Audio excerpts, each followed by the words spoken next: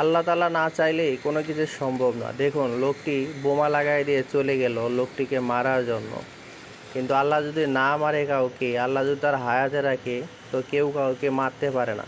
লোকটি জানে না তার গাড়িতে বোমা লাগায় রেখে গেছে, সে মনে শুয়ে গাড়ি চালাইতেছে, হঠাৎ একটা আল্লাহ পাকের পক্ষ থেকে একটা মাছি পাঠায় দিছে। তার যেহেতু হায়াত আছে, তাকে যে কোনো মূল্য কিন্তু আল্লাহ তাআলা বাঁচাবে।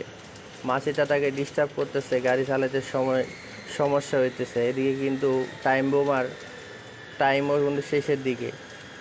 লোকটি মাছির যন্ত্রণায় গাড়ি কিন্তু চালাইতেই পারতেছে না। লাস্টে সে রাগে গাড়ি এক সাইডে দাঁড় করাইছে যে মাছিটাকে আগে মারবে, কিন্তু সে জানে না মাছিটাকে মারতে যায় সে কত বড় বিপদ থেকে রক্ষা পেয়ে গেল। দেখুন, মাছিটাকে তাড়ানোর জন্য সে গাড়ি থেকে নেমে গেল। নেমে যাওয়ার পরে মাছিটাকে মারার চেষ্টা করতেছে। তারপরে যখন গাড়ির উপরে বসে, তখন সে ভাবতেছে এবার আমি জুতা খুলে তাকে মারবো।